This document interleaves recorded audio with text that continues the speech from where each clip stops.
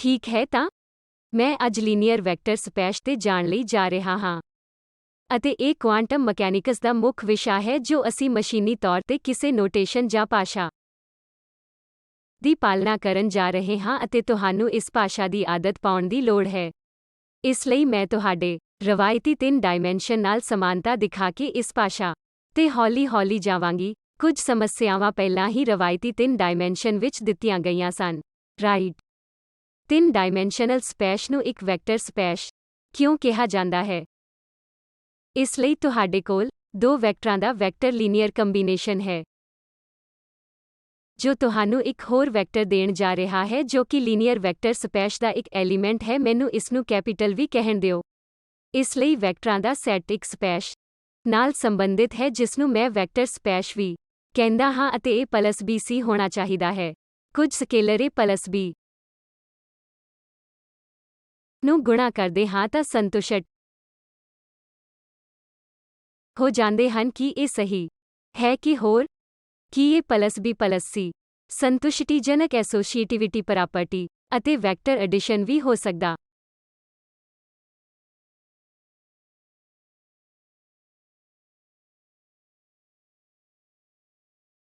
ਹੈ? ਉਹ ਸੇਨਸ ਆਰਡਰ ਵਿੱਚ ਕਮਿਊਟੇਟਿਵ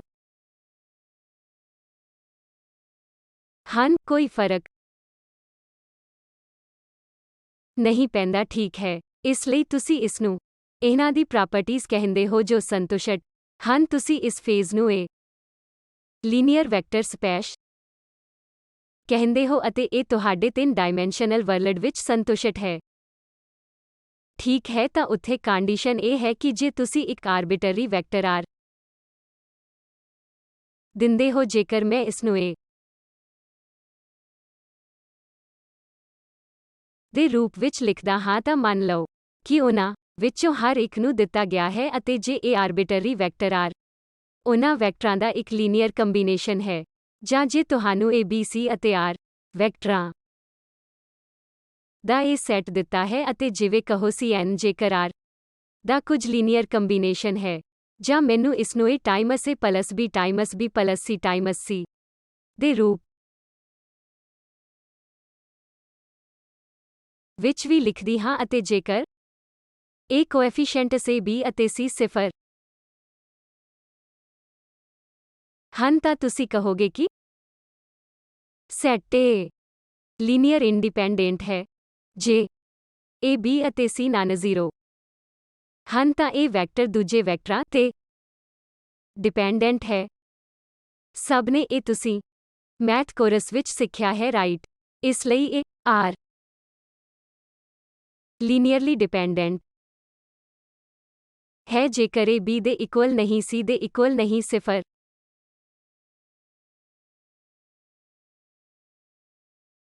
ਦੇ ਇਕੁਅਲ ਨਹੀਂ ਹੋ ਸਕਦਾ ਹੈ। A B ਅਤੇ C ਇਕੁਅਲ ਹੋ ਸਕਦੇ ਹਨ ਪਰ ਬਾਕੀ ਉਹ ਸਕੇਲਰ ਕੋਐਫੀਸ਼ੀਐਂਟਸ ਨਾਨ-ਜ਼ੀਰੋ ਹੋ ਸਕਦੇ ਹਨ।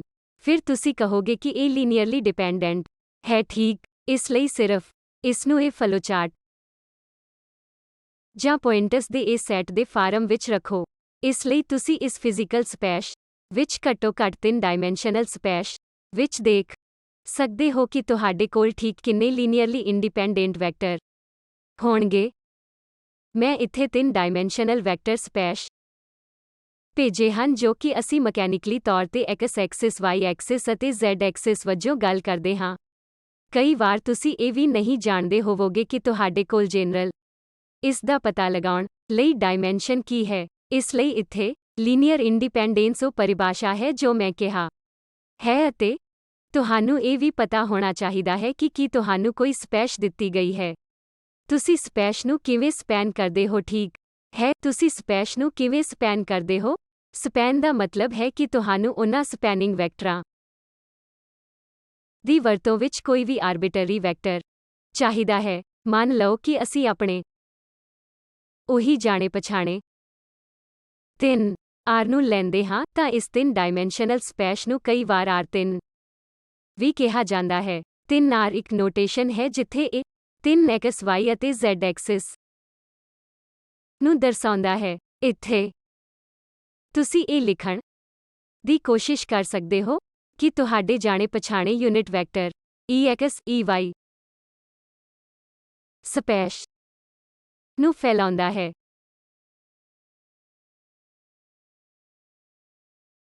ਨਹੀਂ। ਇਸ ਲਈ ਤੁਹਾਨੂੰ EZ ਜੋੜਨ ਦੀ ਲੋੜ ਹੈ। ਤੁਹਾਨੂੰ EZ ਜੋੜਨ ਦੀ ਲੋੜ ਹੈ ਜੋ ਸਪੈਸ਼ ਨੂੰ ਫੈਲਾਉਂਦਾ ਹੈ। ਅਤੇ ਤੁਸੀਂ ਇਸ ਸਪੈਸ਼ ਨੂੰ ਫੈਲਾਉਣ ਲਈ ਪੂਰੀ ਤਰ੍ਹਾਂ ਇਕੱਲਾ EX ਅਤੇ EY ਨਹੀਂ ਲਿਖ ਸਕਦੇ ਹੋ। ਤੁਸੀਂ ਲਿਖ ਸਕਦੇ ਹੋ ਕਿ EX ਅਤੇ EY ਲੀਨੀਅਰਲੀ ਇੰਡੀਪੈਂਡੈਂਟ ਹਨ। ਸਹੀ। EX ਅਤੇ EY ਲੀਨੀਅਰਲੀ ਇੰਡੀਪੈਂਡੈਂਟ ਹਨ। ਅਤੇ ਸਪੈਸ਼ ਦਾ ਸਪਿਨਸ ਲਈ ਜੋ R3 ਹੈ। ਤੁਹਾਨੂੰ ਇਹਨਾਂ ਵਿੱਚੋਂ 3 ਦੀ ਲੋੜ ਹੈ। ਇਸ ਲਈ ਤੁਹਾਡੇ ਕੋਲ ਵੈਕਟਰਾਂ ਦਾ ਇਹ ਸੈਟ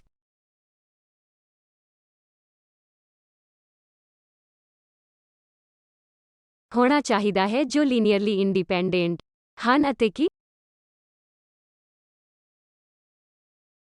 ਅਤੇ ਸਪੈਸ਼ ਦਾ ਸਪੈਨ ਕਰਦੇ ਹਨ।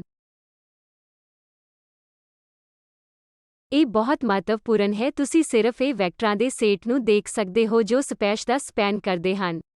ਇਹ ਸਿਰਫ ਇੱਕ ਨਹੀਂ ਹੈ ਜੋ ਸਪੈਸ਼ ਦਾ ਸਪੈਨ ਕਰਦਾ ਹੈ। ਤੁਸੀਂ ਕੁਝ ਹੋਰ ਵੀ ਪਰਿਭਾਸ਼ਿਤ ਕਰ ਸਕਦੇ ਹੋ ਜੋ ਸਪੈਸ਼ ਦਾ ਸਪੈਨ ਕਰਦੇ ਹਨ। ਹੋਰ ਕੀ ਹੈ ਜਿਸ ਨੂੰ ਲੀਨੀਅਰਲੀ ਇੰਡੀਪੈਂਡੈਂਟ ਹੋਣ ਦੀ ਲੋੜ ਨਹੀਂ ਹੈ?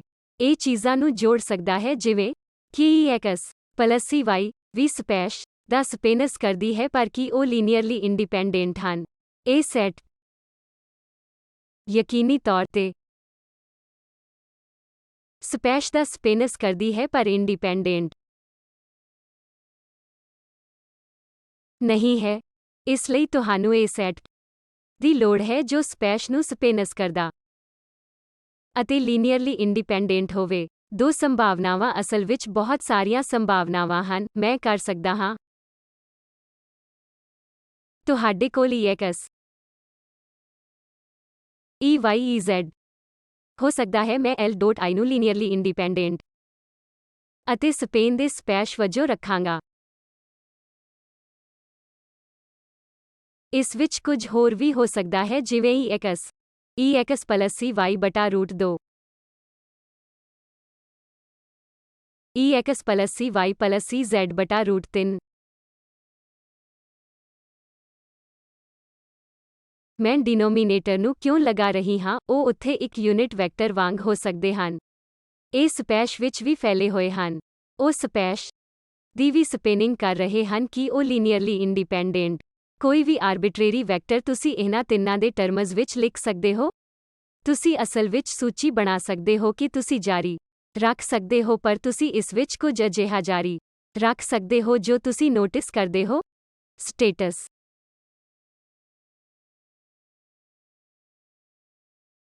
ਦੇ ਨੰਬਰ ਜੋ ਲੀਨੀਅਰਲੀ ਇੰਡੀਪੈਂਡੈਂਟ ਹੈ ਅਤੇ ਸਪੈਸ਼ ਦੀ ਸਪਿਨਿੰਗ ਕਰਦੇ ਹਨ ਹਮੇਸ਼ਾ ਇੱਕੋ ਜਿਹੇ ਹੁੰਦੇ ਹਨ। ਰਾਈਟ। ਇਸ ਲਈ ਬੇਸਿਸ ਨੰਬਰ ਹੈ। ਬੇਸਿਸ ਸੈਟ ਅਸਲ ਵਿੱਚ ਵੈਕਟਰ ਹੁੰਦੇ ਹਨ ਜੋ ਲੀਨੀਅਰਲੀ ਇੰਡੀਪੈਂਡੈਂਟ ਹੁੰਦੇ ਹਨ ਅਤੇ ਸਪੈਸ਼ ਬੇਸਿਸ ਸੈਟ ਦੀ ਸਪੈਨਿੰਗ ਕਰਦੇ ਹਨ। ਇਸ ਲਈ ਇਹ ਇੱਕ ਬੇਸਿਸ ਸੈਟ ਹੈ। ਇਹ ਇੱਕ ਦੂਜਾ ਬੇਸਿਸ ਸੈਟ ਹੈ। ਬੇਸਿਸ ਸੈਟ ਅਤੇ ਬੇਸਿਸ ਸੈਟ 1 ਅਤੇ ਬੇਸਿਸ ਸੈਟ 2 ਵਿੱਚ ਕੀ ਅੰਤਰ ਹੈ? ਇਹ ਇੱਕ ਔਰਥੋਨੋਰਮਲ ਹੈ।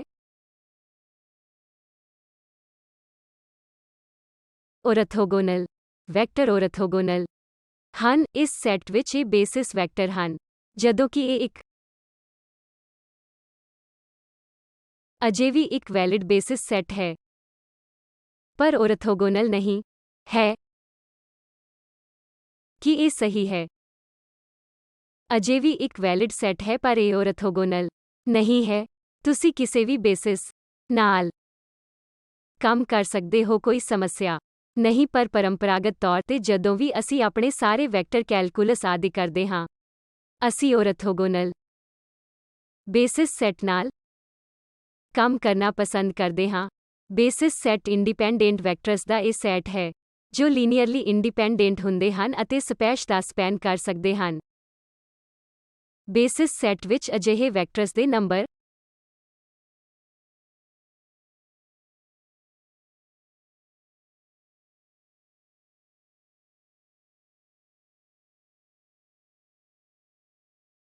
ਵੀ ਦੀ ਡਾਇਮੈਂਸ਼ਨ ਹੈ। ਇੱਥੇ ਮੈਂ ਇਸ ਵੈਕਟਰ ਸਪੈਸ਼ ਨੂੰ ਇਹ 3 ਡਾਇਮੈਂਸ਼ਨਲ ਗਿਆਤ 3R ਵਜੋਂ ਲਿਆ ਹੈ, ਪਰ ਜੋ ਵੀ ਮੈਂ ਤੁਹਾਨੂੰ ਇੱਥੇ ਦੇ ਰਿਹਾ ਹਾਂ ਉਸ ਨੂੰ ਇੱਕ ਆਰਬਿਟਰੇਰੀ ਵੈਕਟਰ ਸਪੈਸ਼ ਤੱਕ ਵਧਾਇਆ ਜਾ ਸਕਦਾ ਹੈ, ਜਿੱਥੇ ਇਹ ਨੰਬਰ ਬਦਲ ਜਾਵੇਗਾ। ਇਹ 3 ਨਹੀਂ ਹੋ ਸਕਦੇ, ਇਹ ਬਹੁਤ ਸਾਰੇ ਹੋ ਸਕਦੇ ਹਨ, ਪਰ ਇਹ ਇਹਨਾਂ ਪ੍ਰਾਪਰਟੀਜ਼ ਨੂੰ ਸੰਤੁਸ਼ਟ ਕਰਨ ਲਈ ਕਿ ਉਹਨਾਂ ਨੂੰ ਲੀਨੀਅਰਲੀ ਇੰਡੀਪੈਂਡੈਂਟ ਹੋਣਾ ਚਾਹੀਦਾ ਹੈ।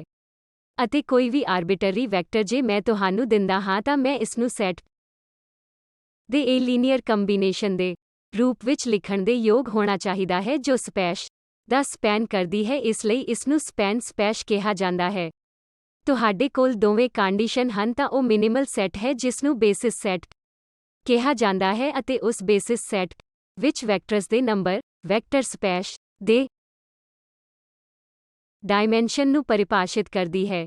ਇਹ ਵੈਕਟਰ ਸਪੈਸ਼ ਦਿੱਤੀ ਗਈ ਹੈ, ਉਦਾਹਰਨ ਲਈ R3। ਤੁਸੀਂ ਲੀਨੀਅਰਲੀ ਇੰਡੀਪੈਂਡੈਂਟ ਵੈਕਟਰ ਲੱਭ ਸਕਦੇ ਹੋ। ਤੁਹਾਡੇ ਕੋਲ 2 ਲੀਨੀਅਰਲੀ ਇੰਡੀਪੈਂਡੈਂਟ ਹੋ ਸਕਦੇ ਹਨ।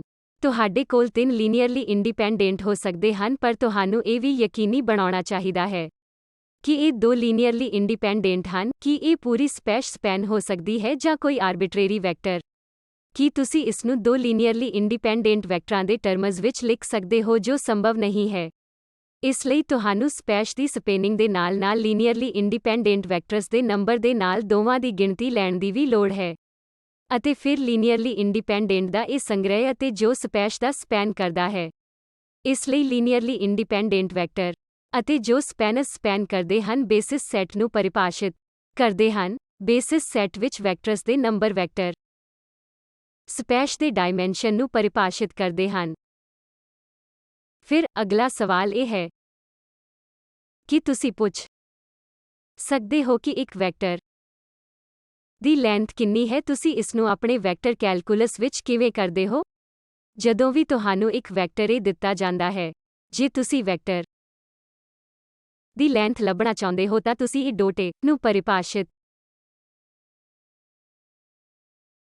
ਕਰਦੇ ਹੋ ਅਤੇ ਸਕੁਏਅਰ ਰੂਟ ਲੈਂਦੇ ਹੋ। ਇਹ ਉਹ ਹੈ ਜੋ ਤੁਸੀਂ ਕਹੋਗੇ ਵੈਕਟਰ A ਦੀ ਲੈਂਥ ਹੈ ਜੋ ਕਿ ਨੋਰਮ ਕਈ ਵਾਰ ਆਮ ਤੌਰ ਤੇ ਲਿਖਿਆ ਜਾਂਦਾ ਹੈ। ਇਸ ਨੂੰ ਅਸੀਂ ਨੋਰਮ ਕਹਿੰਦੇ ਹਾਂ ਜੋ ਕਿ ਇਹ ਡੋਟ A ਦੇ ਸਕੁਏਅਰ ਰੂਟ ਤੋਂ ਇਲਾਵਾ ਹੋਰ ਕੁਝ ਨਹੀਂ ਹੈ। ਕਈ ਵਾਰ ਲੋਕ ਇਸ ਵੈਕਟਰ ਕੈਲਕੂਲਸ ਵਿੱਚ ਵੈਕਟਰ A ਨੂੰ ਵੈਕਟਰ ਦੇ ਇੱਕ ਮੈਗਨੀਟਿਊਡ ਦੇ ਰੂਪ ਵਿੱਚ ਵੀ ਲਿਖਦੇ ਹਾਂ, ਪਰ ਇਸ ਪ੍ਰਕਿਰਿਆ ਵਿੱਚ ਇੱਥੇ ਕੁਝ ਸੰਕਲਪ ਲਿਆਏ ਹਨ। ਮੈਂ ਇਹ ਡੋਟ ਪ੍ਰੋਡਕਟ ਨੂੰ ਪੇਸ਼ ਕਰਦੀ ਹਾਂ। ਮੈਂ ਡੋਟ ਪ੍ਰੋਡਕਟ ਲਿਆ ਹੈ। ਡੋਟ ਪ੍ਰੋਡਕਟ ਦੀ ਵਿਸ਼ੇਸ਼ਤਾ ਕੀ ਹੈ? ਜੇਕਰ ਮੈਂ ਇੱਕ ਵੈਕਟਰ A ਅਤੇ ਦੂਜਾ ਵੈਕਟਰ B ਲੈਂਦੀ ਹਾਂ, ਜੇਕਰ ਮੈਂ ਇਹ ਡੋਟ ਪ੍ਰੋਡਕਟ ਵਿੱਚ ਰੱਖਦੀ ਹਾਂ ਤਾਂ ਇਹ ਮੈਨੂੰ ਇਹ ਸਕੇਲਰ ਦੇਵੇਗਾ। ਸਕੇਲਰ ਕੀ ਹੈ? ਇਹ ਸਕੇਲਰ ਇੱਕ ਹੁੰਦਾ ਹੈ ਜੇਕਰ ਤੁਸੀਂ ਆਪਣੇ ਵੈਕਟਰ A ਨੂੰ ਘੁਮਾਉਂਦੇ ਹੋ ਆਪਣੇ ਵੈਕਟਰ B ਨੂੰ ਉਸੇ ਐਂਗਲ ਨਾਲ ਘੁਮਾਉਂਦੇ ਹੋ ਤਾਂ ਡੋਟ ਪ੍ਰੋਡਕਟ ਇੱਕੋ ਜਿਹਾ ਰਹੇਗਾ, ਕਿਉਂਕਿ ਇਹਨਾਂ ਦੋਹਾਂ ਵਿਚਕਾਰ ਐਂਗਲ ਇੱਕੋ ਜਿਹਾ ਰਹੇਗਾ। ਇਹ ਵੈਕਟਰ ਨੂੰ ਵੈਕਟਰ ਕਿਉਂ ਕਿਹਾ ਜਾਂਦਾ ਹੈ? ਜੇ ਤੁਸੀਂ ਇਹ ਰੋਟੇਸ਼ਨ ਕਰਦੇ ਹੋ ਤਾਂ ਤੁਸੀਂ ਜਾਣਦੇ ਹੋ ਇਹ ਕਿਵੇਂ ਟਰਾਂਸਫਾਰਮ ਹੋਵੇਗਾ। ਤੁਸੀਂ ਜਾਣਦੇ ਹੋ ਕਿ ਵੈਕਟਰ A ਦੇ ਅੰਡਰ ਰੋਟੇਸ਼ਨ ਕਿਵੇਂ ਹੁੰਦੀ ਹੈ। ਮੰਨ ਲਓ ਮੈਂ ਵੈਕਟਰ ਨੂੰ ਇੱਕ ਦਿਸ਼ਾ ਵਿੱਚ ਪੁਆਇੰਟ ਕਰਦਾ ਹਾਂ। ਤੁਸੀਂ ਜਾਣਦੇ ਹੋ ਕਿ ਇਹ ਕਿਸੇ ਐਕਸਿਸ ਦੇ ਕਿਸੇ ਐਂਗਲ ਦੁਆਰਾ ਰੋਟੇਸ਼ਨ ਦੇ ਅਧੀਨ ਕਿਵੇਂ ਟਰਾਂਸਫਾਰਮ ਹੋਵੇਗਾ। ਇਹ ਅੰਡਰ ਰੋਟੇਸ਼ਨ ਜਾ ਕੇ ਇਹ ਨਵਾਂ ਵੈਕਟਰ ਬਣ ਜਾਵੇਗਾ। A ਇੱਕ ਨਵਾਂ ਵੈਕਟਰ ਬਣ ਜਾਵੇਗਾ, B ਇੱਕ ਨਵਾਂ ਵੈਕਟਰ ਬਣ ਜਾਵੇਗਾ।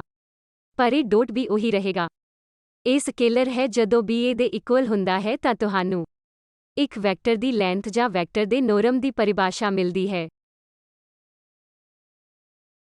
ਇਹ ਉਹ ਚੀਜ਼ਾਂ ਹਨ ਜਿਨ੍ਹਾਂ ਲਈ ਸਾਨੂੰ ਇੱਕ ਹੈਂਡਲ ਦੀ ਲੋੜ ਹੁੰਦੀ ਹੈ ਜੋ ਕਿ ਵੈਕਟਰਸ। ਇੱਕ ਵੈਕਟਰ ਦੀ ਲੈਂਥ 3 ਡਾਇਮੈਂਸ਼ਨ ਵਿੱਚ ਇੱਕ ਵੈਕਟਰ ਦਾ ਡੋਟ ਪ੍ਰੋਡਕਟ ਹੈ। ਅਸੀਂ ਇੱਕ ਐਬਸਟਰੈਕਟ ਨੋਟੇਸ਼ਨ ਤੇ ਕਿਵੇਂ ਜਾਂਦੇ ਹਾਂ? ਸਾਨੂੰ ਹੁਣ ਕੀ ਦੇਖਣਾ ਚਾਹੀਦਾ ਹੈ? 3 ਡਾਇਮੈਂਸ਼ਨਲ 3R ਤੇ ਇਸ ਗਿਆਨ ਨਾਲ ਅਸੀਂ ਇੱਕ ਐਬਸਟਰੈਕਟ ਲੀਨੀਅਰ ਵੈਕਟਰ ਸਪੇਸ ਵਿੱਚ ਜਾਣਾ ਚਾਹੁੰਦੇ ਹਾਂ ਜੋ ਕਿ ਇਹ ਵੀ ਹੈ। ਬੇਸਿਸ ਸੈੱਟ ਦਾ ਪਤਾ ਕਿਵੇਂ ਲਗਾਉਣਾ ਹੈ? ਉਸ ਬੇਸਿਸ ਸੈੱਟ ਵਿੱਚ ਵੈਕਟਰਸ ਦੇ ਉਸ ਸੈੱਟ ਨੰਬਰ ਵਿੱਚ ਬੇਸਿਸ ਦੇ ਨਿਰਧਾਰਿਤ ਨੰਬਰ ਨੂੰ ਦੇਖਣ ਨਾਲ ਵੈਕਟਰ ਸਪੇਸ ਦਾ ਡਾਇਮੈਂਸ਼ਨ ਮਿਲੇਗਾ। ਇਹ ਡੋਟ ਪ੍ਰੋਡਕਟ ਨੂੰ ਕਿਵੇਂ ਪਰਿਭਾਸ਼ਿਤ ਕਰਨਾ ਹੈ? ਇੱਕ ਐਬਸਟਰੈਕਟ ਲੀਨੀਅਰ ਵੈਕਟਰ ਸਪੇਸ ਵਿੱਚ ਡੋਟ ਪ੍ਰੋਡਕਟ ਨੂੰ ਕੀ ਕਹਿੰਦੇ ਹਨ? ਇੱਕ ਲੀਨੀਅਰ ਵੈਕਟਰ ਸਪੇਸ ਵਿੱਚ ਇਹ ਵੈਕਟਰ ਦੀ ਲੈਂਥ ਲੱਭੋ। ਇਹ ਉਹ ਚੀਜ਼ਾਂ ਹਨ ਜਿਨ੍ਹਾਂ ਨੂੰ ਅਸੀਂ ਹੈਂਡਲ ਬੰਦ ਕਰਨਾ ਚਾਹੁੰਦੇ ਹਾਂ। ਇਸ ਨੂੰ ਕੁਆਂਟਮ ਮਕੈਨਿਕਸ ਵਿੱਚ ਇੱਕ ਟੂਲ ਕਹਿੰਦੇ ਹਾਂ। ਜੇਕਰ ਤੁਸੀਂ ਟੂਲ ਨੂੰ ਸਮਝਦੇ ਹੋ ਤਾਂ ਤੁਸੀਂ ਚੀਜ਼ਾਂ ਨੂੰ ਸਾਫ਼ ਸੁਥਰੇ ਸਪਸ਼ਟ ਤੌਰ ਤੇ ਕਰਨ ਦੇ ਯੋਗ ਹੋਵੋਗੇ ਅਤੇ ਇਹ ਵਿਸ਼ਵ ਵਿਆਪੀ ਭਾਸ਼ਾ ਹੈ ਜਿਸ ਦਾ ਸਾਡੇ ਸਾਰੇ ਸੰਸਾਰ ਵਿੱਚ ਪਾਲਣ ਕਰ ਰਹੇ ਹਨ। ਅਤੇ ਮੈਂ ਚਾਹੁੰਦੀ ਹਾਂ ਕਿ ਤੁਸੀਂ ਇਹ ਨੋਟੇਸ਼ਨ ਸਿੱਖੋ। ਕੀ ਇਹ ਕਲੀਅਰ ਹੈ? ਇਹ ਸਭ ਤੁਹਾਨੂੰ ਪਤਾ ਹੈ ਕਿ ਮੈਂ ਨੋਟੇਸ਼ਨ ਪਾ ਰਹੀ ਹਾਂ ਤਾਂ ਜੋ ਜਦੋਂ ਮੈਂ ਐਬਸਟਰੈਕਟ ਸਪੇਸ ਤੇ ਜਾਂਦੀ ਹਾਂ ਤਾਂ ਤੁਸੀਂ ਸਮਾਨਤਾ ਨਾਲ ਨੋਟੇਸ਼ਨ ਹੋ ਜਾਓ। ਇਹ ਵੈਕਟਰ ਦਾ ਨੋਰਮ ਹਮੇਸ਼ਾ ਪੋਜ਼ਿਟਿਵ ਹੋਵੇਗਾ ਜੋ ਕਿ ਤੁਸੀਂ ਸਾਰੇ ਵੈਕਟਰ ਦੀ ਲੈਂਥ ਨੂੰ ਮੋਡ ਮੈਗਨੀਟਿਊਡ ਜਾਣਦੇ ਹੋ। ਇਹ ਕਦੇ ਵੀ ਨੈਗੇਟਿਵ ਮਾਤਰਾ ਨਹੀਂ ਹੁੰਦੀ। ਡੋਟ ਪ੍ਰੋਡਕਟ ਨੂੰ ਸਮਟਾਈਮਸ ਇਨਰ ਪ੍ਰੋਡਕਟ ਕਿਹਾ ਜਾਂਦਾ ਹੈ। ਕੁਆਂਟਮ ਮਕੈਨਿਕਸ ਵਿੱਚ ਜ਼ਿਆਦਾਤਰ ਟਾਈਮਸ ਅਸੀਂ ਇਸ ਨੂੰ ਡੋਟ ਪ੍ਰੋਡਕਟ ਨਹੀਂ ਕਹਿੰਦੇ ਹਾਂ, ਅਸੀਂ ਇਸ ਨੂੰ ਇਨਰ ਪ੍ਰੋਡਕਟ ਕਹਿੰਦੇ ਹਾਂ। ਇਸ ਤੇ ਆਵਾਂਗੇ। ਇਨਰ ਪ੍ਰੋਡਕਟ ਉਹ ਹੈ ਜੋ ਤੁਹਾਨੂੰ ਇਹ ਸਕੇਲਰ ਦੇਵੇਗਾ ਜੋ ਅਸੀਂ ਦੇਖਿਆ ਹੈ ਕਿ ਡੋਟ ਪ੍ਰੋਡਕਟ ਸਕੇਲਰ ਦਿੰਦਾ ਹੈ। ਅਸੀਂ ਇਸ ਨੂੰ ਇਨਰ ਪ੍ਰੋਡਕਟ ਕਹਿੰਦੇ ਹਾਂ।